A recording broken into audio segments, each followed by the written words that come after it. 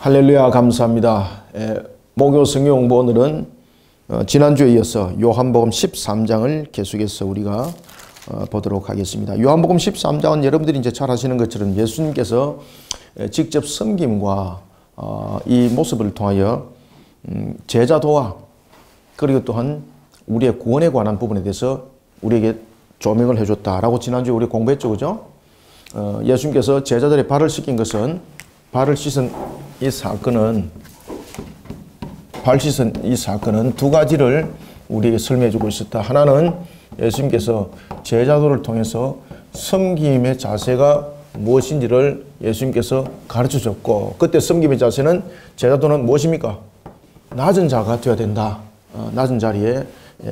그 다음에 두 번째는 죄 사함에 대한 부분에서 구원과 관계된 것을 말씀을 주고 있었습니다. 원죄와 그리고 자범죄에 관한 내용들을 전개해줬고, 이 발씻음은 무슨 죄에 해당된다 그랬습니까? 그렇죠. 자범죄에 해당된다. 이 원죄에 해당되는 것은 머리와 몸을 가지고 우리에게 이야기를 했습니다. 자, 이런 속에 이제 21절에서부터 예수님께서 제자들을 가르치실 때에 어떤 말씀을 하시는가 하면은 21절에 보면 예수님께서 심령이 괴로워서라고 말하고 있습니다. 그러면서 나를 팔 자가 있다. 예수님을 팔 자가 있다. 예수님의 제자 가운데 예수님을 팔 자가 있다는 것은 이거는 말이 안 되지 않습니까? 그런데 제가 이제 그 교리 공부 시간 때도 여러분들에게 말씀드렸고 여러 번 말씀드렸는데, 예수님의 제자가 12제자가 있는데 이 12제자는 누가 선정했습니까? 시험 쳐서 뽑았나요? 능력으로 뽑았나요? 예수님께서 지나가다가 탁 걸려가지고 너 그래 한번 해봐 이렇게 우연히 뽑았나요? 아니죠. 성부께서 이 제자들을 정하셨죠, 그죠? 그리고 성자께서 이 부분들을 제자를 부르심에 시행을 했죠, 그죠? 그리고 성령께서 그들의 마음을 움직여서 제자의 위치에 세웠습니다. 그죠? 삼일체 성부, 성자, 성리에서. 그리고 특히 12제자로 세워진 것은 누구의 계획입니까? 성부의 계획이죠. 성부의 계획. 아시겠죠? 그죠? 성부의 계획이죠. 그런데 이 12제자 가운데서 오늘 본문에 보면 팔자가 있다는 거죠. 팔자가. 왜 여러분들 이런 일들이 있었을까요? 왜 이런 일이 있었죠? 네? 지난주에도 공부했잖아요. 그렇죠. 예수님께서 아담이 하나님을 배반했던 그 아픔을, 그 고난과 그 고통을 그대로 자신의 그릇에 담아야 되는 겁니다. 그러니 이미 예수님께서는 유다를 가룟 유다가 배반할 자인 것을 이미 알고 계셨죠. 그런데 그냥 배반하는 것이 아니라 팔자라는 것을 알고 계셨죠.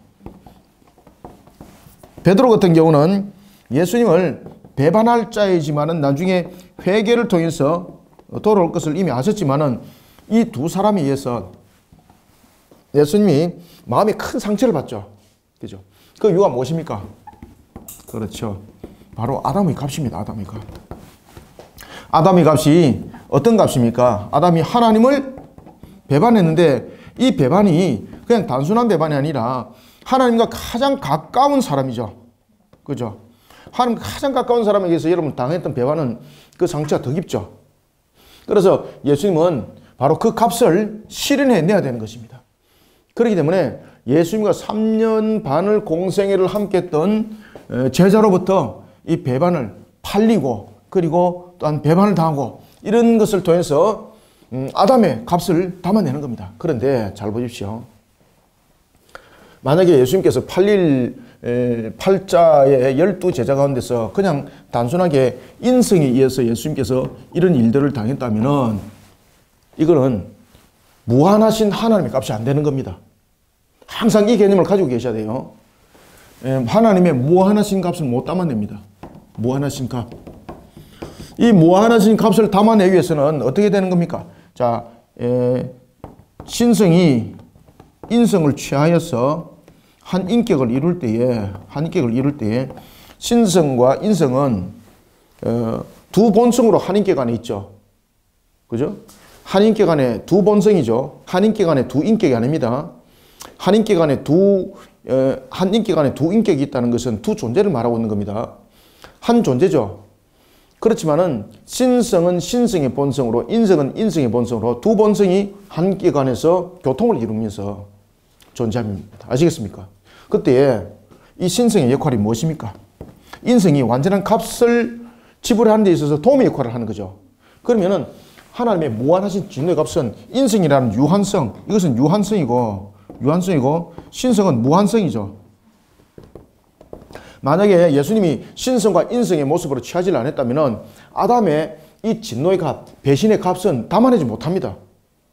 그래서 신성이 인성을 취한 것이 매우 중요한 겁니다.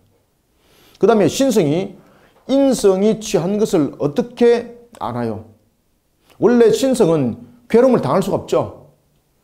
신성은 배반을 당할 수가 없는 거예요. 그죠? 그런데 이제 그런 아담이 하나님을 배반했던 그런 속에는 아담의 이제 죄가 있는 것이지 신성이 부족하여서 배반하고 이런 건 아니지 않습니까? 신성 자체는 완전함이기 때문에 다른 사람들로부터 어떤 침노를 당한다든지 괴로움을 당할 수가 없는 거예요. 그죠? 그런데 이런 부분에서 신성이 인성을 취한 상태에서 한 인격 안에서 아담이 하나님을 배반했던 이 값을 경험하는 거예요. 그 무한한 값을 이 속에서 경험하고 담아내는 거죠. 그래서 신성은 인성이 행하는 일, 인성으로서 겪은 일을 인격 안에서 교통을 통해서 어떻게 합니까? 경험합니다. 이 단어 명확해야 됩니다.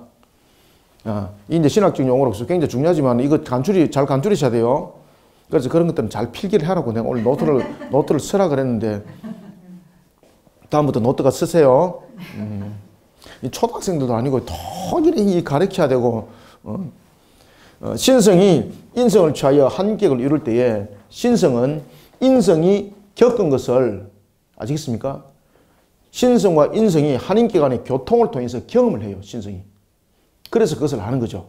그때에 이 신성이 배반한 무한한 것을 담아내죠. 그렇기 때문에 아담이 하나님을 배반했을 때에 일어났던 이 무한한 값이 해결이 되는 겁니다. 자, 오늘 본문 속에서 이제 그 내용들을 다루고 있습니다. 그래서 가룟 유다가 예수님을 배반하는 이유는 바로 이와 같이 아담의 값을 담아내는 것을 말하고 있고, 그 다음에 또 하나 굉장히 중요한 이야기를 하고 있는데 그것은 뭔가 하면은 새 언약에 관해서 이야기를 하고 있습니다. 34절에 나오네요. 새 언약, 새 계명에 관해서 이야기를 합니다. 이 새 계명이라는 것은 무엇일까요, 여러분들요? 새 계명. 새 계명이라는 것은 무슨 새롭게 만들어졌다 이것인가요? 여기서 말하는 이제 새 계명은 이제 뒤에서 이제 말씀을 이제 조금 더 상세하게 말씀드리겠는데 간단하게 말씀드리면 여기서 새 계명이라는 것은 놀랍다는 겁니다. 놀랍다. 지금까지 이러한 계명이 자신들에게 알려지지 않았다 이 말입니다. 그러면은 이 계명이라는 것은 하나의 사건적 측면에서 이 새 계명은 시간적 측면에서 발생되어지는 것을 말합니다. 그러면은 다시 말하면은 이것이 없었던 것이 뜬금없이 툭 나타났다는 것이 아니에요. 우리가 이제 시간에도 보면은 시간이라는 개념이 보면은 우리가 여러 가지 부분에서 이제 그 이야기를 하지 않습니까? 크로노스도 있고 카이로스도 있고 그 다음에 네오스도 있고 여러 가지가 있거든요. 그 중에서 카이로스가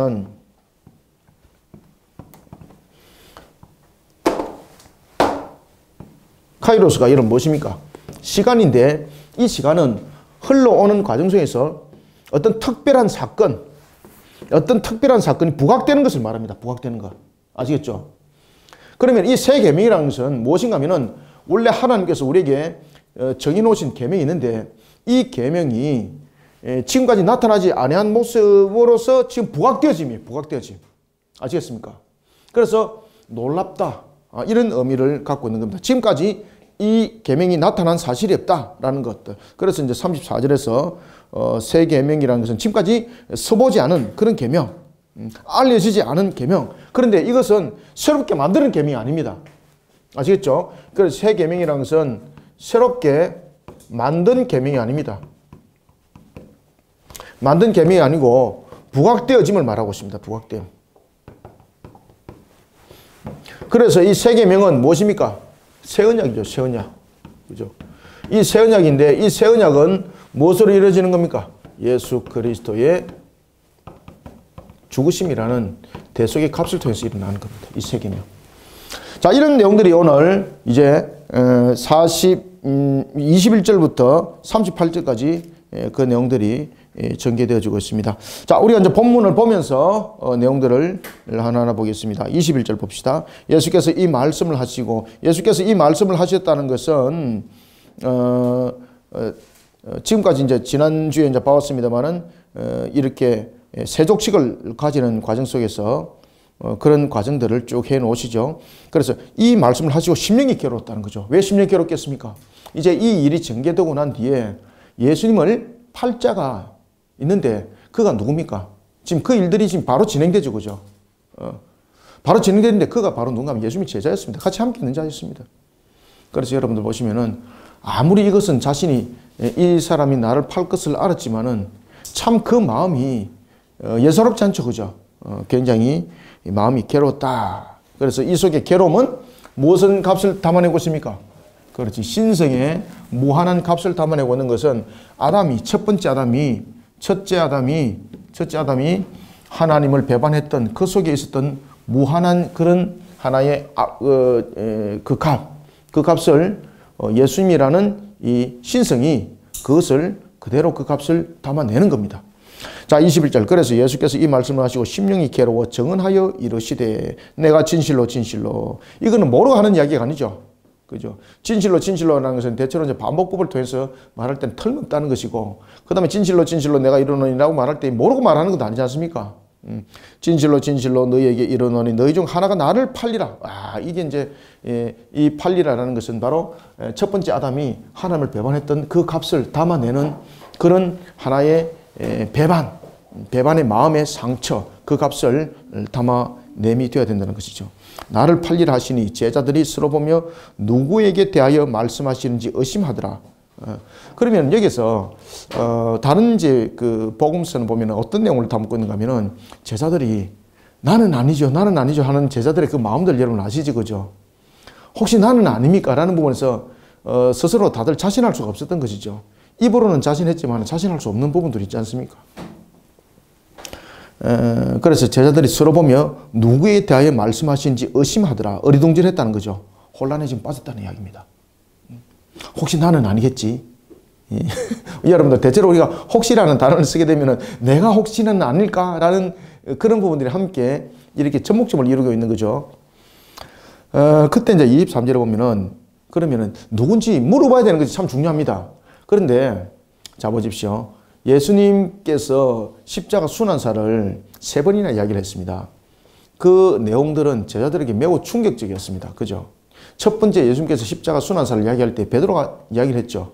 그때 예수님으로부터 크게 칭찬을 받고 난 뒤에 예수님께서 자신의 죽으심에 대해서 이야기를 했습니다. 3일 만에 또 살아나실 것을 이야기를 하니까 베드로가 무엇이라 했습니까? 주여 그리하지 마옵소서 라고 말하니까 예수님께서 뭐라 하셨어요? 그래 너 참 이쁘다 이랬습니까? 베드로를 향해서 뭐라고 말했어요? 사탄아 내 뒤로 물러가라. 베드로가 얼마나 혼이 났어. 그죠? 이걸 제자들이 본 거죠.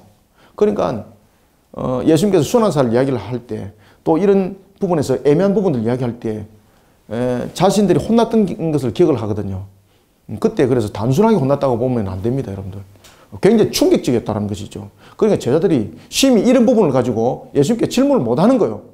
혹시나 베드로처럼 그렇게 완전히 그냥 충격적으로 자신들한테 폭탄이 퍼볼 수도 있다는 이런 부분들 때문에 누구를 살 꼬들깁니까? 이 요한복음은 누가 기록했어요? 요한. 예수님의 12제자 가운데서 예수님이 가장 사랑했던 제자가 누구였을까요? 요한이었습니다. 요한. 그래서 제자들이 요한에게 말합니다. 요한아, 당신이 지금 제자 중에서 팔자가 누군지 우리에게 말씀하셨는데 그 이름을 확실히 이야기는 안 하고 팔자를 이야기하는데 혹시 누구인지라고 물어봐라 그럴 때는 혹시 내인지도 모른다라는 그런 의미를 담고 있는 거죠. 그죠? 불안하잖아요. 그러니까 물어봐라 그러는 거잖아요. 그때 요한을 부축합니다. 그래서 여러분 보시면은 최후의 만찬에 대한 그림이 있을 때에 왜 식사 자리에서 누군가 한 사람이 이렇게 누워있는 사람 있죠? 그 사람이 누굴까요? 그 사람이 요한입니다. 이렇게 누워서 예수님께 물어보는 장면이에요. 오늘 이 장면. 오늘 이 장면. 그래서 여러분들이 뭐, 야, 저 되게 버르장머리 없네. 그렇게 하는데 그것이 아닙니다. 그리고 또 누워있는 모습이 보면 굉장히 이쁘게 그렸죠. 그죠? 왜 이쁘게 그렸을까요? 맞아요. 예수님이 가장 사랑하는 자를 그렇게 표현한 거예요. 그림을 그릴 때. 의자 아닙니다. 참고로 여러분 아시고. 자, 그래서 23절. 예수의 제자 중 하나, 곧 그가 사랑하시는 자. 누구를 말하고 있습니까? 그렇지. 요한. 제자들이 이제 요한을 네가 물어봐. 네가 물어봐. 네가 예수님과 친하잖아. 네가 물어봐. 이렇게 된 거죠. 그래서 사랑하는 자가 예수의 품에 의지하여 누웠는지라. 이 누웠다는 것은 그 당시에 6월절의 식사는 굉장히, 우리는 여러분 대체로 보면 식당에 가면은 5분 내지 10분 안에 다 식사 다 끝나죠. 그죠? 입천장 다 뒤갖고만 나오고 찌개 한 그릇 먹고 나면은 오랜만에 막 나오면서 입천장 다 뒤가지고 막 껍데기 다 벗겨지고 우리는 이래 나오는데, 이 사람들은 식사를 하면은요 그냥 1시간 2시간이 아닙니다. 그냥 그 한낮을 6월절 같은 경우 식사는요 6월절에 메시아가 오는 것을 기다리면서 식사가 이루어지기 때문에 그 밤을 지내는 그런 식사가 되는 겁니다. 그러니까 시간이 굉장히 긴 거예요. 그러다 보니까 자연스럽게 편안한 자세가 나올 수밖에 없는 거예요. 그래서 식사할 때 이렇게 기대가지고 식사하기도 하고, 뭐 우리가 볼 때는 뭐 저 밥을 누워서 먹나 뭐 이렇게 보지만은, 그 당시에 이제 그런 오래된 그 식사 시간을 가지고 있다 보니까 이렇게 자신들이 이제 관습적으로 편안한 자세를 취하였던 것입니다. 오늘 본문 내용은 그런 것과 또한 요한이 예수님과 친하다는 이 두 개념을 함께 설명하고 있는 거예요. 누워서라는 것을. 이해되셨죠? 그래서 이제 그 당시에 6월절 많지 않은 시간이 오래 걸렸기 때문에 사람들은 최대한 편한 자세를 가졌습니다. 그리고 또한 두 번째는 예수의 품에 의지하여 누웠다라는 것은 예수님이 가장 사랑했던 자다라는 것을 설명하는 겁니다. 두 가지를 설명하죠. 첫 번째는 6월절 식사에 대한 관습을 말하고 있고, 두 번째는 예수님과 가장 가까운 사이,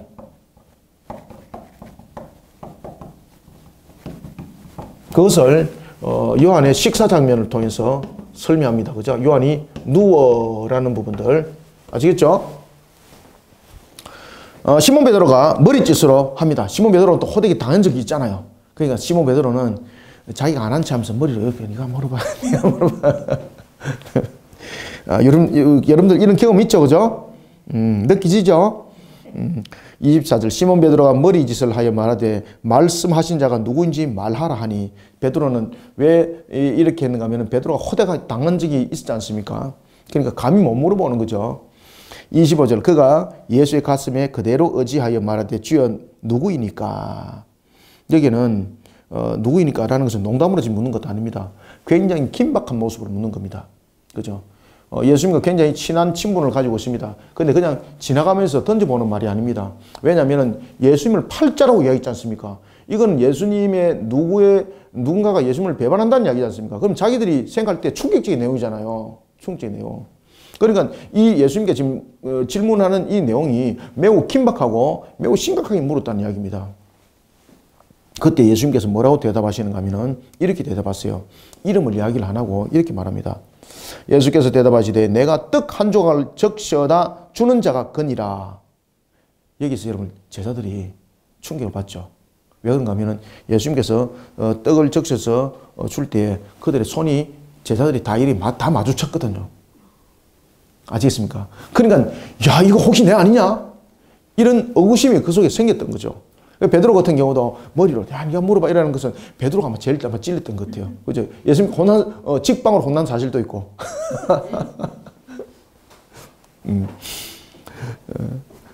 그때 26절 예수께서 대답하시되 내가 떡 한 조각을 적셔다 주는 자가 그니라 하시고 곧 한 조각을 적셔서 가롯 시몬의 아들 유다에게 주시니. 유다만 준 것도 아닙니다.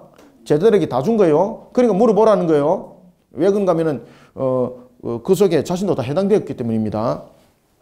27절 조각을 받은 후 곧 사탄이 그 속에 들어간지라. 그때 비로소 사탄이 들어간 것 아닙니다. 그때 비로소 가룟 유다가 예수님을 팔자로 선택되어진 것 아닙니다. 이미 부를 때에 선택되어져서 부른 겁니다. 그러면 여기에서 말하는 것은 무엇인가 하면 이제 그 사역이 이루어질 때가 됐다는 것입니다. 그 사역이 예수님이 팔릴 때가 됐다는 것입니다. 이해되셨죠? 그죠? 그래서 여기서 사탄이 그 속에 곧 들어갔다는 것은 가룟 유다가 그때 비로소 배신자가 됐다는 것을 말하고 있지 않습니다. 이미 그는 배신자가 될 것임이 이미 다 알고 있었던 것입니다. 다만 하나 이제 예수님의 구속 사역을 이루는 측면에서 그러한 배신의 값을 담아내고 예수님께서 이제 대속을 이루어야 될 시간의 때가 왔다는 겁니다. 바로 하나님의 시간이죠. 바로 카이로스라는 시간의 때가 이제 온 거죠.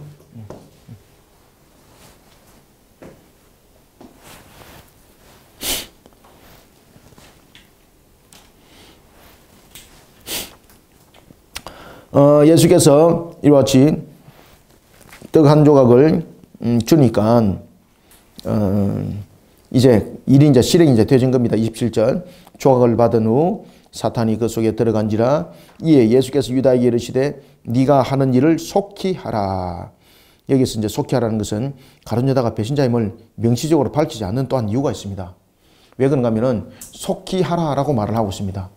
그러면 제자들은 이 속히 하라라는 이 대화 속에서 제자들은 무엇을 느꼈을까요?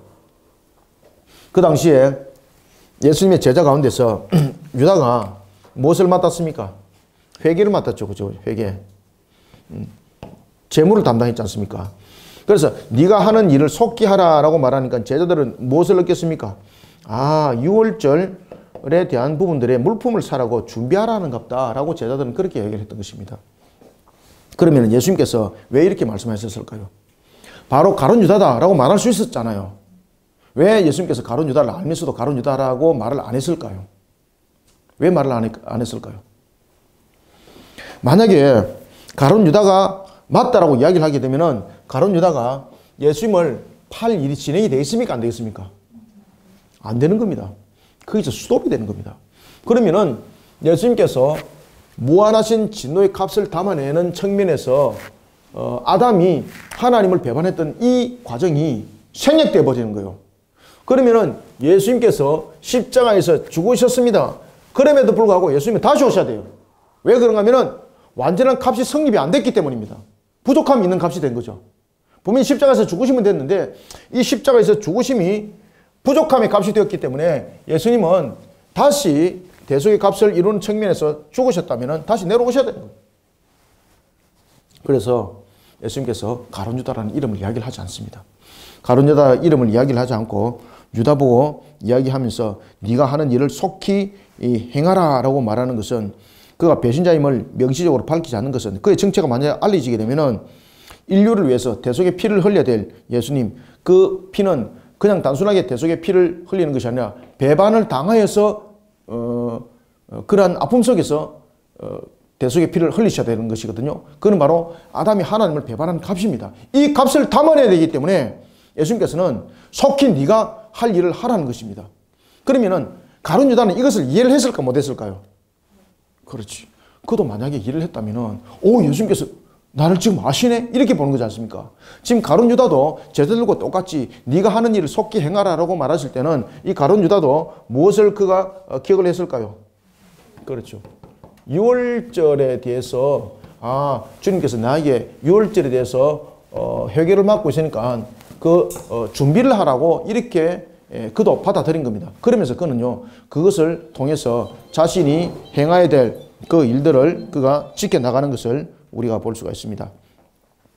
자, 이런 속에 이 말씀을 28절 이 말씀을 무슨 뜻으로 하셨는지 그 앉은 자 중에 아는 자가 없고 아는 자가 없죠, 그죠? 아는 자가 없고 어떤 이들은 유다가 돈 괴를 맡았으므로 명절에 우리가 쓸 물건을 사라 하시는지 혹은 가난한 자들에게 무엇을 주라 하시는 줄로 생각하더라. 그래서 인간적 이해의 한계성 그런가 하면은 이 한계성 속에서 가룟 유다도 그러한 한계성 속에서 예수님의 말을 받아들였다는 거죠.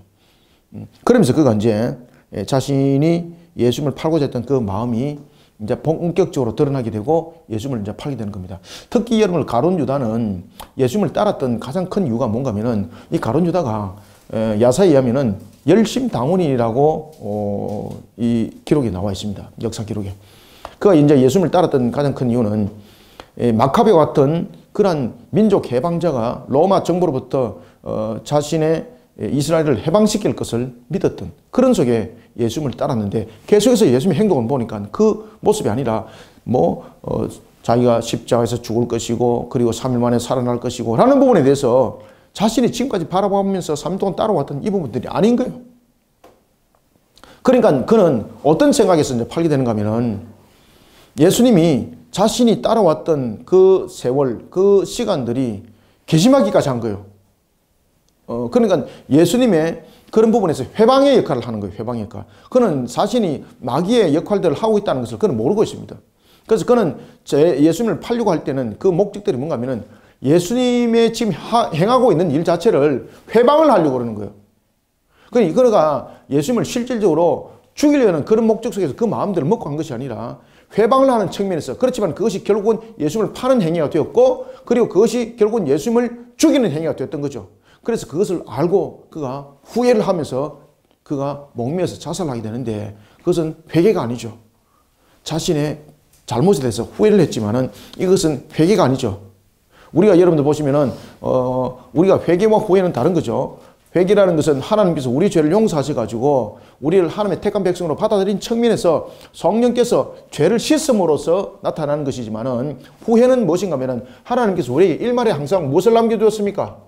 양심을 남겨둔 거죠. 이 속에서 가책을 느끼는 것 속에서 있는 것은 죄사함과는 다른 겁니다. 아시겠습니까? 우리가 양심으로 가책을 느꼈습니다. 그런데 가책을 느끼더라도 그냥 양심적 가책 속에서 내가 후회하는 것과 우리가 죄시씀 받는 것은 완전히 다른 겁니다. 내용은. 아시겠죠? 그죠? 그래서 가룟 유다는 양심의 찔림이죠. 찔림. 그죠? 일말의 양심의 찔림. 야, 이거 내가 잘못했구나. 그죠? 한순간에 내가 이 잘못했구나. 원래 이제 가룟 유다도 예수님을 죽이는 측면에서 팔려고 하는 것은 아니죠. 그죠? 회방하는 측면이었습니다. 열받았던 거죠. 그죠? 계속해서 지금 6월절 이 사건 속에서 이제 군중들이 모였을 때에 뭐 규모를 일으키든지 규합을 시켜가지고 쿠데타를 일으키든지 해가지고 마카베처럼 그렇게 전복 세력을 만들고 그런 속에서 자신의 능력을 발휘해야 되는데 자꾸 그것은 하지 않고 최후의 만찬은 자신들이 처음 참여하지 않습니까? 그러면서 발시키면서 뭐라고 말합니까? 너희들도 이와 같이 하라. 그러니까 가룟 유다 입장에서는 뚜껑이 열린 거죠. 그리고 이제 떡을 떼면서 이 몸은 내 몸이니 먹고 마시라 뭐 그런 이야기를 하고 그러니까 이 부분에서 지금 예수님은 나와 같이 함께 동행하는 측면에서 안 맞다라는 부분에서 지금 예수님이 이루고자 하는 일들을 회방하는 측면에서 그가 고발했던 것입니다. 아시겠습니까? 그런데 정작 예수님이 그러한 죽음의 그러한 공회 속에서 판결이 날 줄은 자신도 그 부분에서 명확하게 판단을 못 내렸던 겁니다. 그런데 나중에 보니까 예수님이 그런 속에 팔려서 결국은 죽음의 길로 가는데 자신이 예수를 팔아본 그런 길로가 됐던 겁니다. 그러면서 자신의 양심이 찔려서 후회를 하게 되는 거죠. 자신의 행동을. 그렇지만 이것은 회개와는 다른 것입니다. 아시겠습니까? 예수를 안 믿는 자들도 양심의 일말의 양심을 하나님께서 남겨주셨죠. 그래서 그들의 잘못에 대해서 후회함이 있죠. 그죠? 이거는 죄사함이 아니에요. 아시겠습니까? 보겠습니다.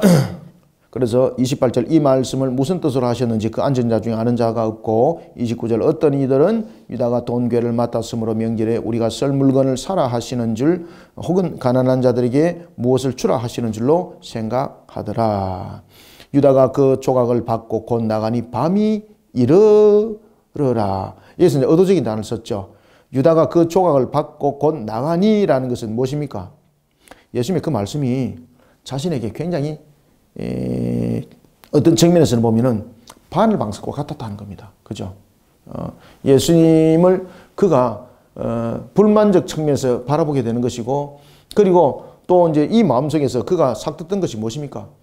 내가 이제 이분과 작별을 할 것이라는 부분에서 그 마음들을 이 자석에서 지금 먹게 되는 거죠. 만찬 속에서. 그러니까 그 자석 자체가 밤이 이르라라는 것은 유다는 참으로 그 자리가 바늘방석과 같았습니다. 이 말입니다. 이게.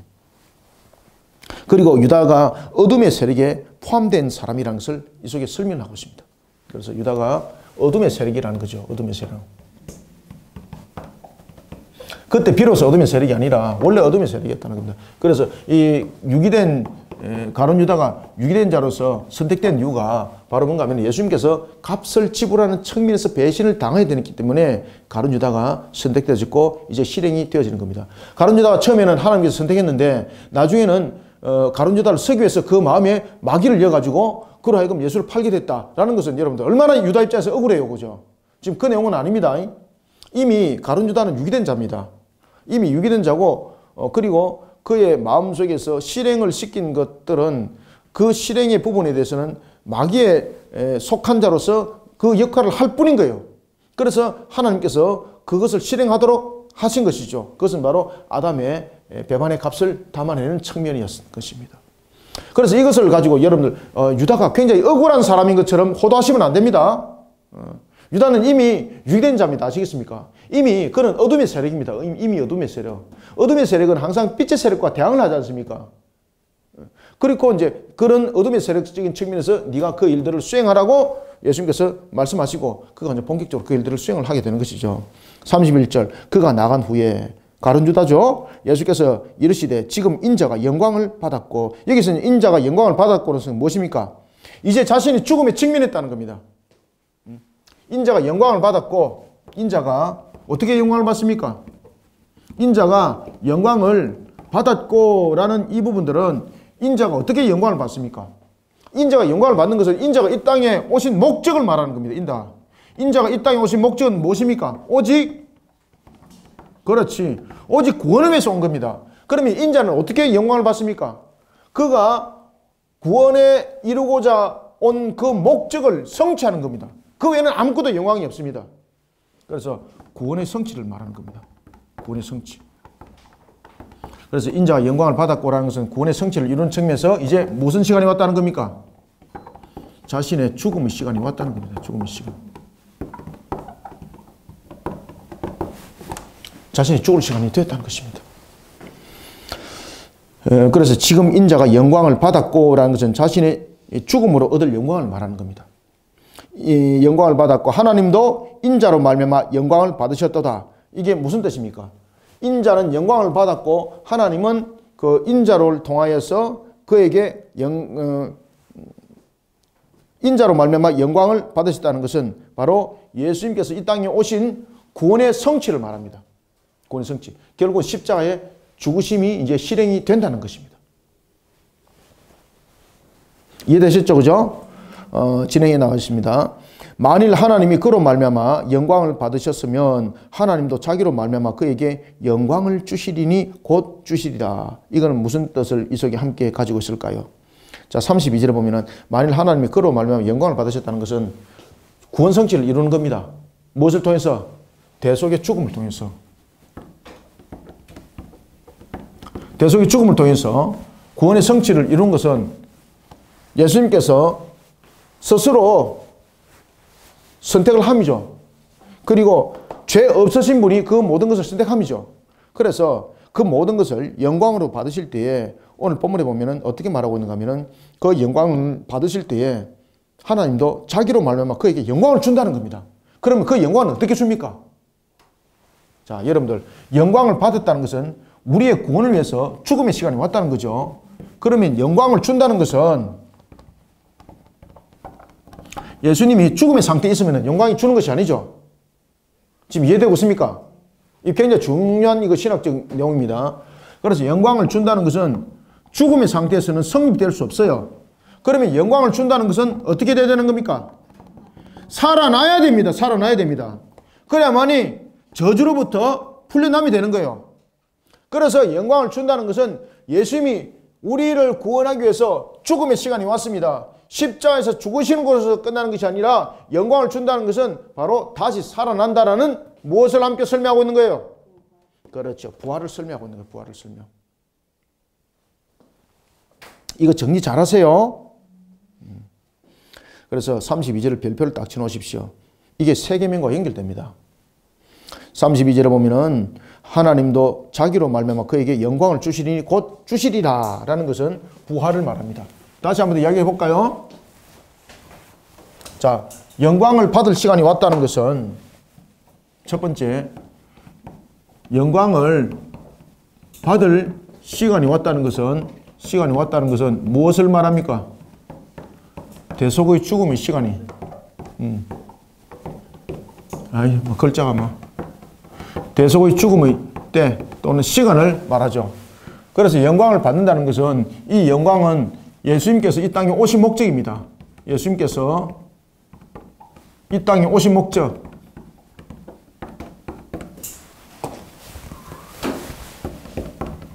이 땅에 오신 목적. 제가 마음이 지금 급하니까.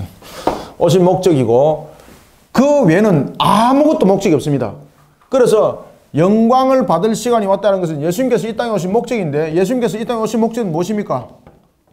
구원 외에는 없습니다. 그러면 예수님은 어떻게 우리의 구원을 이루십니까? 대속의 죽음, 대속의 죽음. 그래서 영광의 시간이 온 것으로 끝나면 안 되죠. 그래서 예수님께서 두 번째는 영광을 받으신다는 거죠. 영광을 받는다는 것은 무엇입니까? 죽은 상태로 머물면 영광을 받는 것이 아니에요. 죽음의 상태는 저주입니다. 저주. 자, 죽음의 상태는 지금 대속으로서 이 땅에 오신 목적을 이뤘습니다. 죽음의 상태는 저주를 말하고 있습니다. 이것은 영광이 아니죠. 그러면 예수님이 이 사건을 통해서 영광을 받는다는 이야기입니다. 하나님으로부터. 그 영광을 받는다는 것은 무엇인가? 죽음의 저주로부터 그 사슬을 깨트림이죠. 죽음을 이긴다는 이야기죠. 그러면 죽음을 이긴다는 것인데 그렇게 영광을 받는다는 것은 결국은 살아남을 말하고 있습니다. 살아남. 무엇입니까? 바로 부활입니다. 부활. 신학적으로 지금 이 내용들을 담고 있습니다. 그래서 영광을 받으실 시간이 왔다는 것은 대속의 죽음의 때가 왔다는 것이고 예수님께서 이 땅에 오신 구원의 목적을 성취하는 측면인데 그리고 나서 영광을 받는다는 것은 죽음으로 끝나는 것이 아니라는 겁니다. 죽음이라는 저주 상태를 이기는 살아남이라는 부활로서 영광을 받는다는 겁니다. 그래서 하나님도 32절 만일 하나님이 그로 말미암아 영광을 받으셨으면 하나님이 그로 말미암아 영광을 받는다는 것은 대속을 이룸입니다. 십자가에서 죽으심 영광을 이루셨으면 하나님도 자기로 말미암아 그에게 영광을 주시리라. 그죠? 주시리라는 것은 무엇이라 말했습니까? 영광을 준다는 것은 죽음의 저주 상태로서 있는 것이 아닙니다. 그것은 영광이 아닙니다. 어둠의 상태죠. 죽음은. 이 영광이라는 것은 빛을 밝힘이지 않습니까? 결국은 죽음의 사슬을 이김이죠. 그래서 예수님께서 죽으셨다가 우리의 대속을 이루기 위해서 죽으시고 어디까지? 살아남의 부활을 오늘 이 본문이 제자들에게 말씀을 주고 있는 거예요. 그에게 영광을 주시리니 곧 주시리라. 33절 작은 자들아. 여기서 여러분 왜 제자들을 작은 자라고 이야기를 했을까요? 정말로 여러분들 이게 작은 자일까요? 이거는 그것이 아니고 제자들 향한 사랑의 애칭입니다. 이제는 헤어질 시간이 됐잖아요. 그러니까 예수님이 제자들과 3년 반 동안 있으면서 같이 걸어왔던 그 모든 것들이 지금 뇌리 속에 탁 스쳐 지나가는 거예요. 이제 이별할 시간이 되니까 참 이별의 아픔도 있는 거지 않습니까? 그런 애칭으로서 작은 자들아 라고 말하는 겁니다. 그래서 이것은 예수님의 사랑을 표현하는 겁니다. 제자들을 향한. 작은 자들아 내가 아직 잠시 너희와 함께 있겠노라. 그죠? 맞죠? 지금 잠시 함께 있죠. 너희가 나를 찾을 것이나 일찍 내가 유대인들에게 너희는 내가 가는 곳에 올 수 없다고 말한 것과 같이 지금 너희에게도 이르노라. 이 말은 무슨 이야기입니까? 1차적으로는 그 다음날 갖게 될 십자가 그리고 그 고난을 통한 죽으심을 말하고 있고 그리고 난 뒤는 두 번째는 무슨 사건을 말하고 있습니까? 부활성천을 말하고 있습니다. 부활성천. 그래서 이 본문은 예수님의 죽으심이라는 십자가 사건과 그리고 두 번째 장사 지냄이라는 무덤의 사건과 그리고 세 번째 무덤에서 일어났던 부활로 끝나는 것이 아니죠. 네 번째 무엇까지 함께 말하고 있습니까? 그렇죠. 이 내용까지 전부 다 함께 말하고 있습니다. 이 내용은.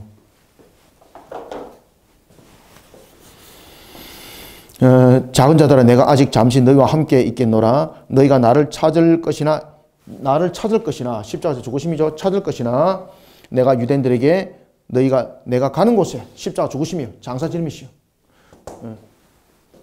가는 곳에 올 수 없다라는 것은 무엇입니까? 죽으심과 장사 지름이에요.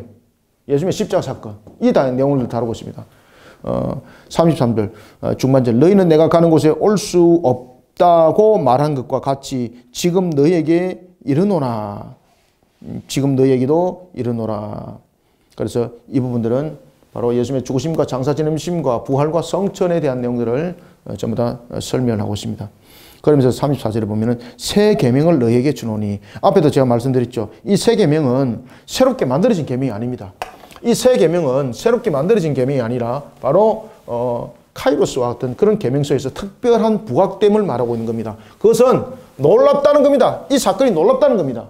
지금까지 자신들이 경험해보지 못한 사건인데, 그렇지만 이것은 시간 속에서 이미 다 계획되어진 내용 속에서 나타남이라는 것입니다.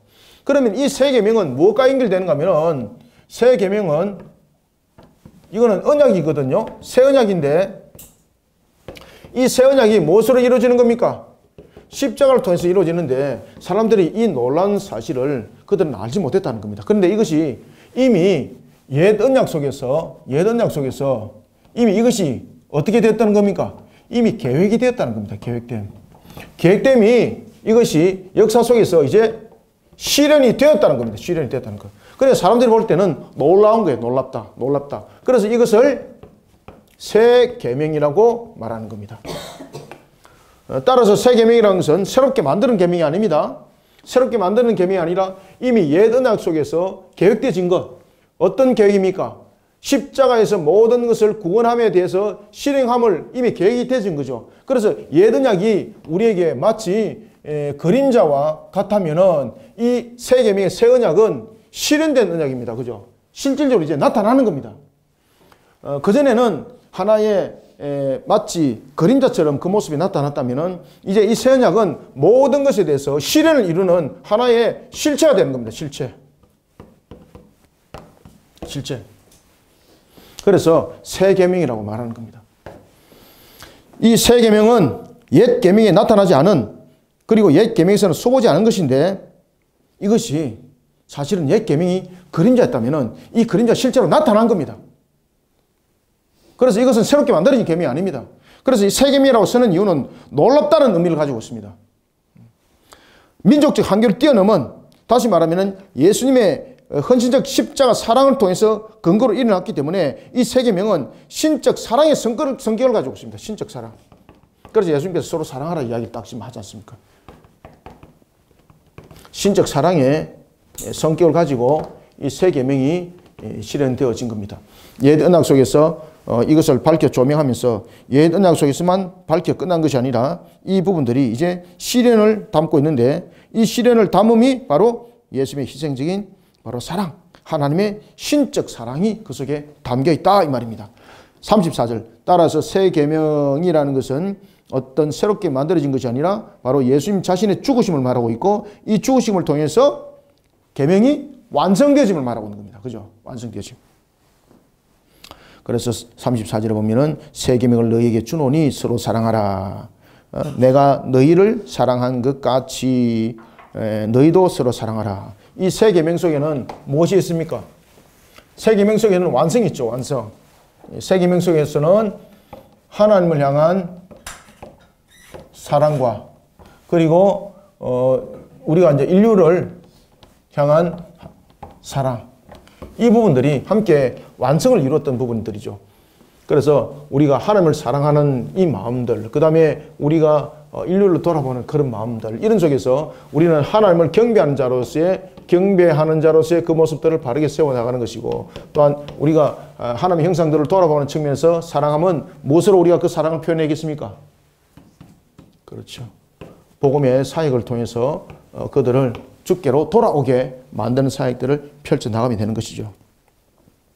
새 계명을 너희에게 주노니 서로 사랑하라. 내가 너희를 사랑한 것 같이 너희도 서로 사랑하라. 주님께서 사랑했습니다. 그냥 제자를 단순하게 사랑한 것 같이 너희들도 세상을 그렇게 사랑하라라는 것이 아니죠. 요한복음 3장 16절에 거기에 답을 주고 있죠. 하나님이 세상을 이처럼 사랑하사 독생자를 주셨으니 이는 저를 믿는 자마다 어떻게 멸망치 않고, 그렇지, 영생을 얻게 하려 하심이라. 이게 여러분 사랑이죠. 그죠? 하나님이 세상을 이처럼 사랑하사. 이제 이해되십니까? 그래서 이 부분들이 요한복음 3장 16절과 연결됩니다. 요한복음 3장 16절과. 서로 사랑하라. 라는 것은 예수님이 제자들을 사랑했는데 어떻게 사랑한 겁니까? 제자들을 불러 목적이 무엇입니까? 그냥 우리 같이 한번 놀아봐. 이게 아니죠. 불러 모은 목적은 바로 구원을 이루고자 함이죠. 그러니 내가 너희를 사랑한 것 같이 라는 것은 요한복음 3장 16절과 연결됩니다. 하나님이 세상을 이처럼 사랑하사 독생자를 주셨으니 이는 저를 믿는 자마다 멸망치 않고 영생을 얻게 하려 하심이니라 라는 것입니다. 그래서 이 계명을 지키라는 겁니다.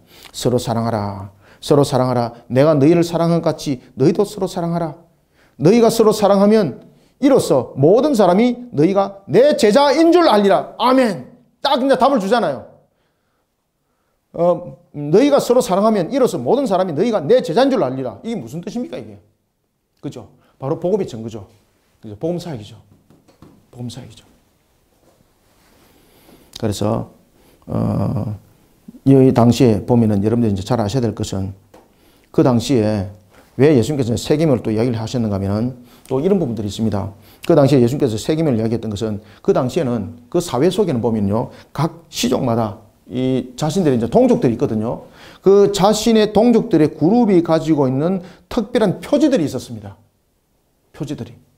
유대 사회는 유대 사회 속에서도 그런 표지들이 있었고, 그런데 그 속에 서로 사랑을 이루게 하는 그런 표지를 삼았던 그룹은 아무도 없었습니다. 그래서 예수님께서는 그런 부분에서 또한 세계명을 말하고 있는 것입니다. 그래서 서로 사랑하라. 서로 사랑하면 이로써 모든 사람이 너희가 내 제자인 줄 알리라. 그냥 단순하게 사랑함으로 인해서 제자가 되는 것 아니죠. 제자인 줄 알리라는 것은 예수님께서 우리를 구원하기 위하여 이 땅에 오신 목적을 알게 함으로써 제자가 되는 것을, 제자인 것을 알게 되는 것이죠. 그러니 서로 사랑하라 속에서 지금 무엇이 주어지고 있습니까? 요한복음 3장 16절을 통해서 무슨 사역을 이루라? 복음의 사역을 이루라. 그죠? 이것이 함께 조미되고 있습니다. 그렇기 때문에 너희들이 서로 사랑할 때 비로소 너희들이 내 제자인 줄 알리라. 제자라는 것은 무엇입니까? 예수님이 오신 목적을 성취하는 자들이잖아요. 복음의 사역과 떨어져서는 말 안 되는 거죠. 그래서 요한복음 3장 16절과 함께 연결되어져서 이 사역이 복음 사역으로 증거되어지는 것을 서로 사랑하라라는 측면에서 예수님께서 말씀을 주고 있다는 사실입니다. 이해되셨죠? 그죠? 이 굉장히 난해한 부분이 될 수 있습니다. 이거. 그래서 이해를 잘 하셔야 됩니다. 이런 부분들은 어디에서 이렇게 해석을 안 줘요. 이거는 우리가 이제 이것을 가지고 본문을 가지고 유권 해석을 할 수 있는 그런 역량들이 돼야 되는 겁니다. 제자라는 부분에서 해석이 딱 줘져야 돼요. 문맥적 측면에서. 자, 36절. 시몬 베드로가 이르되 주여 어디로 가시나이까? 이 속에서 여러분 베드로는 예수님께서 이제 헤어진다 그러니까 이 마음이 어떻겠습니까? 지금 제자로서 그가 예수님을 따랐던 그 마음, 예수님을 떠나보내지 않겠다는 그런 간절한 마음 이 속에 분명히 있죠. 그죠? 어디로 가시나이까? 예수께서 대답하시되 내가 가는 곳에 네가 지금은 따라올 수 없다. 그러나 후에 따라온다. 결국은 죽으심과 장사 지냄과 부활과 성전 이 개념을 말하고 있는데 결국은 예수님의 십자가에서 죽으심이 제자들에게는 나중에 이 죽음이 무엇으로 나타납니까? 순교로 나타납니다. 순교. 자, 예수님의 죽음과 제자들의 죽음은 다르죠? 예수님의 죽음은 무엇입니까? 자, 죽음에 있어서 예수님은 대속입니다. 대속을 이루심이고, 그 다음에 제자들은 죽음이 무엇입니까? 순교입니다. 성격이 다르죠, 그죠? 그래서 제자들이 순교 현장 속에 임할 것을 말하고 있습니다. 그렇지만 순교에 임한다고 대속이 되는 것은 아니죠. 그런데 그들이 순교를 당하는 이유가 무엇입니까? 이유가 무엇이에요? 복음사역입니다. 복음사역. 서로 사랑하라. 여기서 나타나는 복음사역. 그래서 결국은 예수님께서 오신 목적을 요한복음 3장 16절을 이루는 측면에서 복음사역을 통해서 제자인 것을 드러내고 이런 속에서 그들이 순교당할 것을 지금 이야기를 하고 있는 거예요. 순교당할 것을. 요한복음에도 보면은 이런 부분들이 이야기를 하고 있습니다만은 또한 요한계시록에도 그 이야기를 하고 있죠. 요한계시록 보면은 5번째 인을 뗐을 때에 순교자들이 우리의 피의 신호는 언제 갚아주리니까 라고 말할 때 주께서 뭐라고 말씀하세요? 아직 너희들의 동무의 때가 멀었다라고 말할 때 순교자의 계수. 두 가지 계수를 말합니다. 첫 번째는 순교자의 계수. 왜 그런가 하면 복음을 전하기 위해서는 그 척박한 땅에 반드시 순교가 영적 충돌 속에서 이런 순교가 일어납니다. 그 다음에 두 번째는 하나님의 택한 백성의 그 개수. 두 개수를 바로 동무들의 수가 차기까지라는 것 속에서 설명을 하고 있습니다. 요한계시록은. 이해되셨죠? 자, 봅시다. 그래서 내가 가는 곳에 네가 지금은 따라올 수 없으나 후에는 따라오리라 라는 것은 순교를 말합니다. 순교. 베드로가 이르되 주여 내가 지금은 어찌하여 따라갈 수 없나이까 주를 위하여 내 목숨을 버리겠나이다. 이것은 베드로의 진짜의 솔직한 마음입니다. 진짜로 충성심에 나오는 마음, 진짜의 마음. 그런데 사람은 유한성을 가지고 있다 보니까 내 마음은 그럴지라도 몸이 안 따라오죠. 그죠? 마음은 주여 내가 어디를 가든지 내가 죽겠나이다 하는데 몸은 도망가더라. 그죠? 이게 사실은 우리 현실입니다. 주님은 그걸 다 알고 계시는 거죠. 그 값까지 주님께서는 다 모든 것을 받으시는 거예요. 38절 마지막. 예수께서 대답하시되 네가 나를 위하여 네 목숨을 버리겠느냐? 내가 진실로 네게 이르노니 닭이 울기 전에 네가 3번 나를 부인하리라. 이 지설법을 쓰고 있죠. 이거는 반드시 그렇게 된다는 겁니다. 네가 나를 배반할 것이다. 부인할 것이다. 베드로가 얼마나 여러분들 그 마음이 아프겠습니까? 그런데 여기서 부인한다는 것은 그렇게 될 것인 줄 알아라는 것이 아니라 반드시 그렇게 실현된다는 것을 헬라어로 딱 쓰고 있습니다. 그래서 이 본문 속에서 나타나고 있는 이 필연적 모든 내용들. 그러면서 베드로가 배반을 당한 것은 베드로가 배반한 것으로 끝나는 것이 아니라 베드로의 그 배반이 주님의 아픔의 값으로 되는 거죠. 그 주님의 아픔의 값은 결국은 아담이 하나님을 배반한 그 값을 지불함이죠. 가룟 유다로부터 배반으로 팔려되고 그 다음에 또한 제자 베드로로부터 그 배반의 값을 담아내는 이 두 값이 무엇입니까?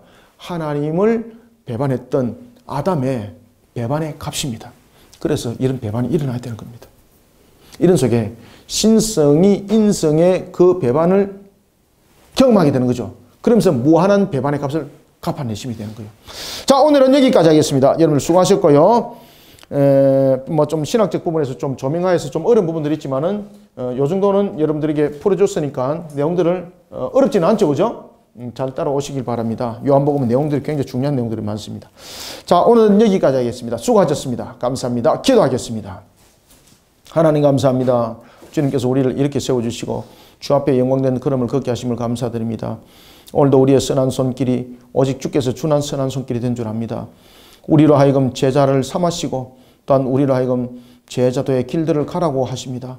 우리가 주님의 값을 담아내지 않고 어찌 우리가 제자도의 길을 가겠습니까? 요한복음 3장 16절을 기억합니다.